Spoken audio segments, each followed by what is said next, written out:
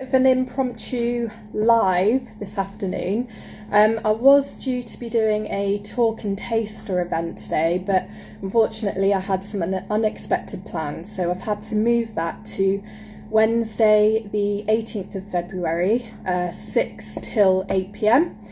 So you can head on over to deliafermentedfoods.com to book onto that.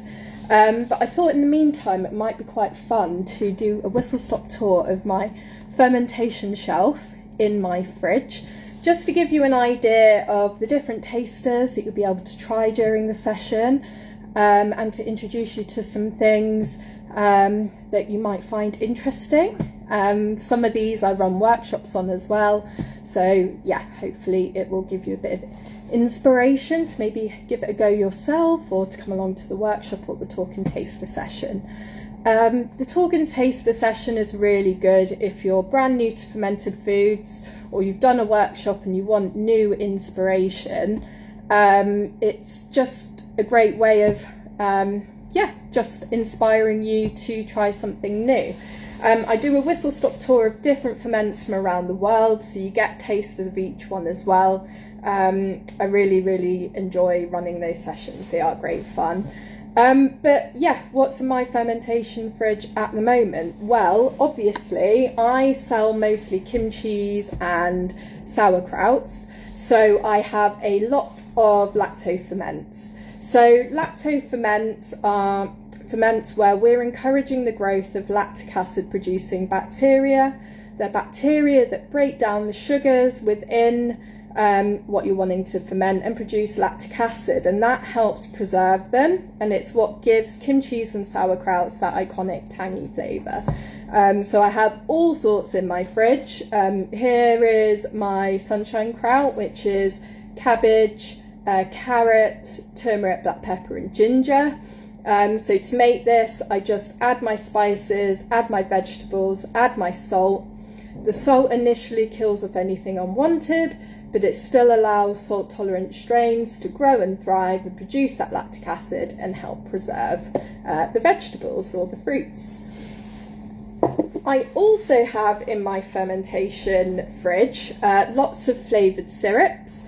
They're known as chongs. It's a traditional Korean syrup that is made by adding equal parts sugar to equal parts fruit, and what the sugar does is it draws out the liquid from the fruit and produces a really yummy syrup that has live microbes and is packed with flavour.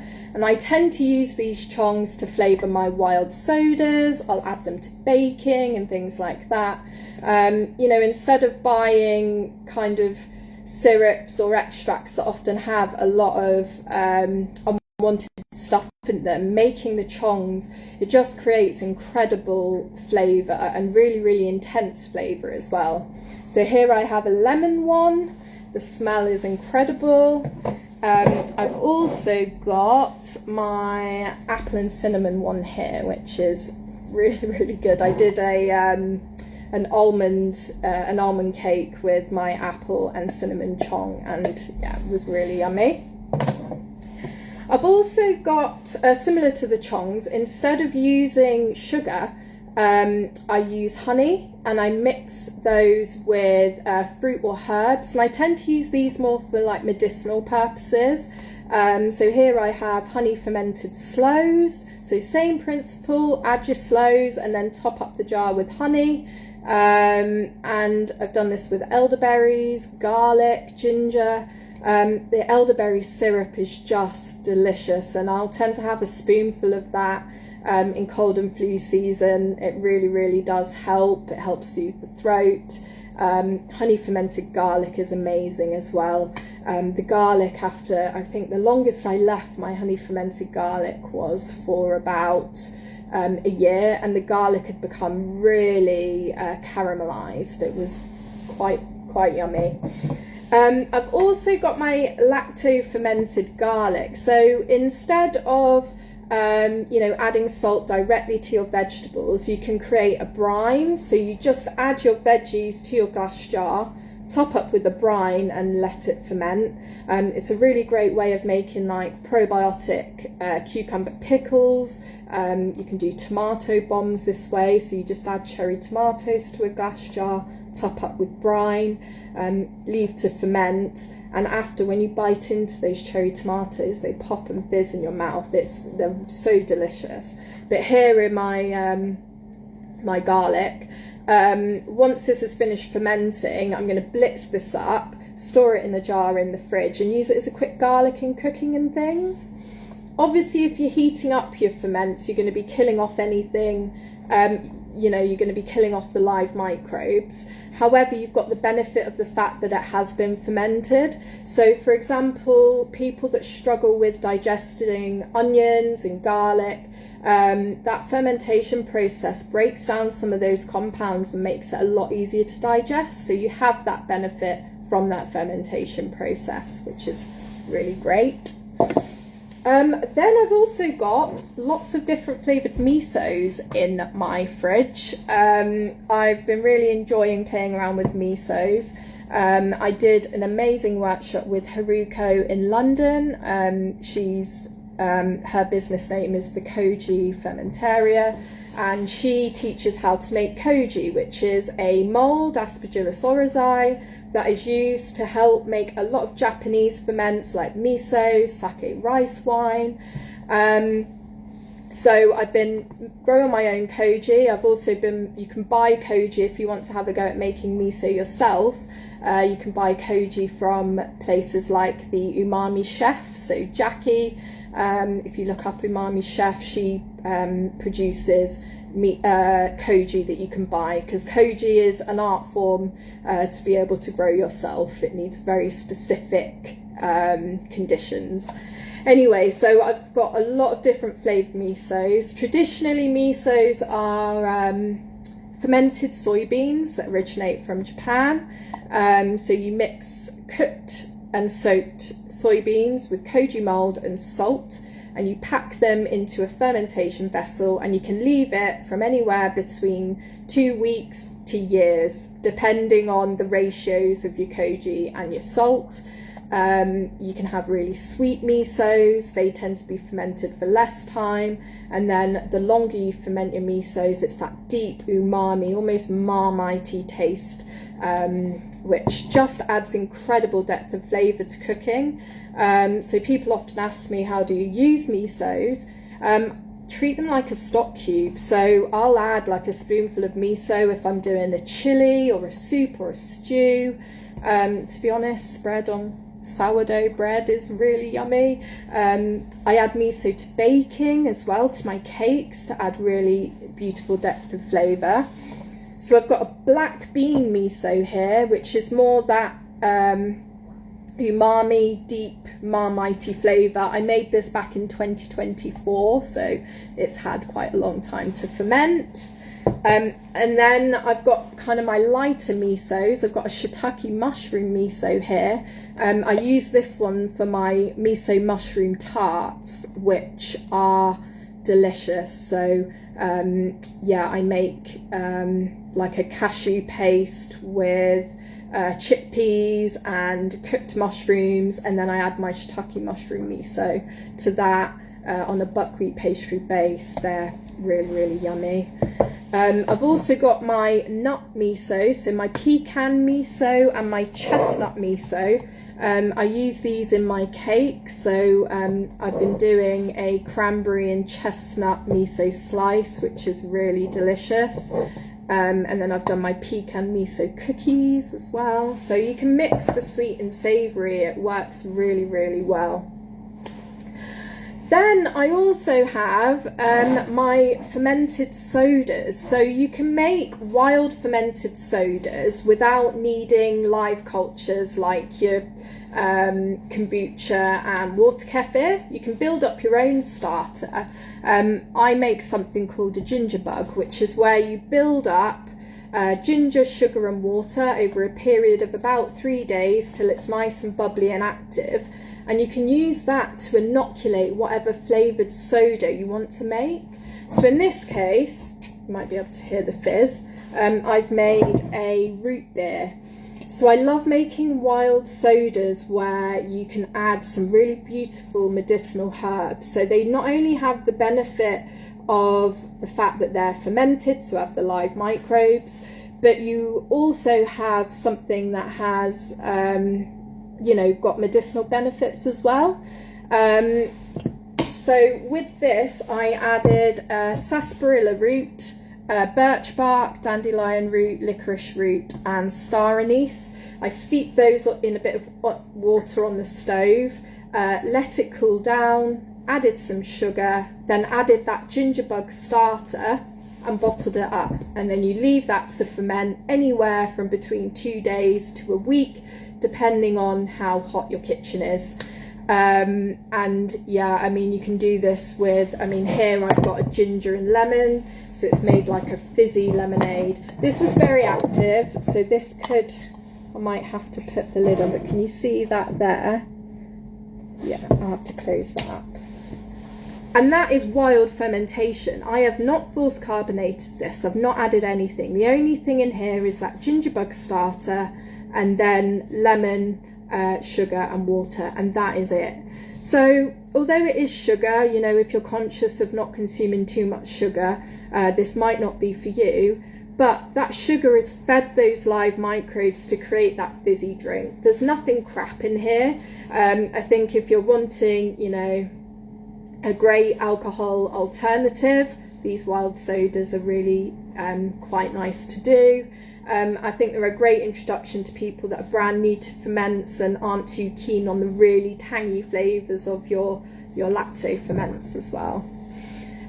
Obviously I do my water kefir, my milk kefir and my kombucha as well. They're all at home at the moment, but I will run through those. So kombucha is basically a fermented sweet tea that is thought to have originated in China many moons ago, and it's made using a SCOBY, which is stands for symbiotic cultures of bacteria and yeasts, and it creates a round gelatinous pellicle.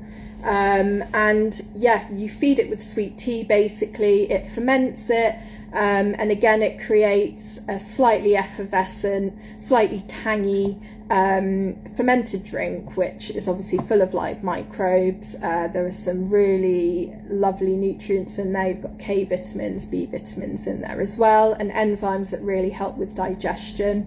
I love kombucha because you can ferment it to the point where there's barely any sugar at all and it becomes more like a vinegar, and you can use that vinegar to make other things. So here I left my kombucha to brew to the point it was vinegar, and I've used that kombucha vinegar, added a little bit of salt water, and I've added that mix to mustard seeds and turmeric and black pepper, and I'm making a fermented mustard.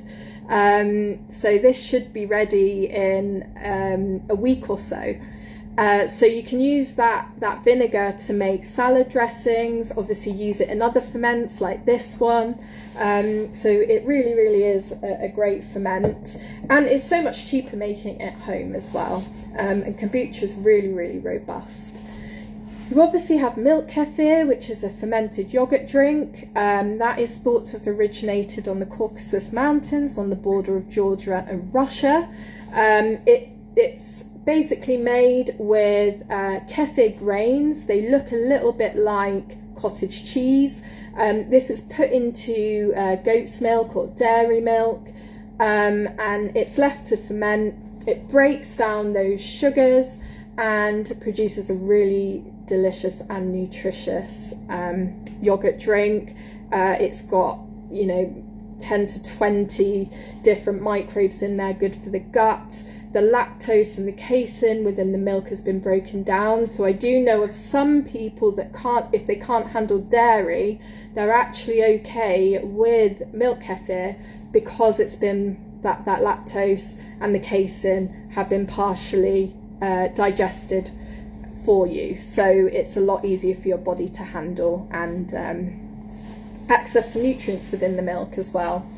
For those that are vegan, water kefir is a great alternative to milk kefir. It is made with water kefir grains, so a different set of grains. These grains look a little bit like gelatinous crystals, and they feed on sugar and water. And again, they make more of like a sparkling soft drink, but they have very similar microbial benefits. They have similar strains of lactobacillus bacteria that are good for the gut. It's not quite got the same range of microbes as milk kefir, but if you're wanting to stay away from milk, water kefir is your best bet. You can make odd batches of non-dairy milk kefir, but your grains need to be returned to animal milk for the longevity of the grains, really. I've seen some blog posts where there's ways of manipulating your milk kefir grains for putting them in non-dairy milk long term. I've not tried it myself. I'm not sure, but you could give it a go. Couple of other little experiments I've got going on is I've got a fermented hot sauce that is fermenting away. So this was using dried chili, so I'm not quite sure how this is going to turn out. But by the time my talk and taster comes on the 18th of Feb, hopefully it'll be ready for you guys to have a taste if you want to try. And then this one I'm so excited about. I've wanted to try this for ages, and it's a persimmon vinegar. And it literally, all you need to do is chop up persimmons and add them to a jar with a cloth cover on the top. So to make vinegar, you do need aeration. I've left this to ferment. It's probably just over a month. I made this on the 29th of December. And each day I have stirred this, so you can see it's kind of separating, can't you? It's quite liquid in the bottom, and it honestly smells like vinegar. It's really exciting. So I have not added like a starter culture or anything to this. It's completely wild, just persimmons in a jar. So yeah, again, I'll have to keep you posted about what's going on with that. Anyway, that is a whistle-stop tour of my fermentation shelf, the little experiments I've got going on. I could probably go on and on forever about fermentation. But yeah, if you've enjoyed this video, I do have a Consciously Cultured YouTube channel. I started a couple of years ago, and I am doing more videos on there to teach people how to make ferments at home. So you can head on over to there if you want to try giving it a go yourself. But yeah, do drop me a message if you have any experiments going on. I love hearing about what people have going on. And I love running the workshops and the talk and tasters as well, because I always come away learning something new as well. And that's why I love fermentation, because it's never-ending learning. Anyway, thank you so much for watching, guys. Happy Ferment Day. And I hope this has inspired you to maybe, I don't know, if you've never tried ferments, give it a go. Maybe even have a go at making it yourself. Anyway, see you soon. Happy Ferment Day. Bye.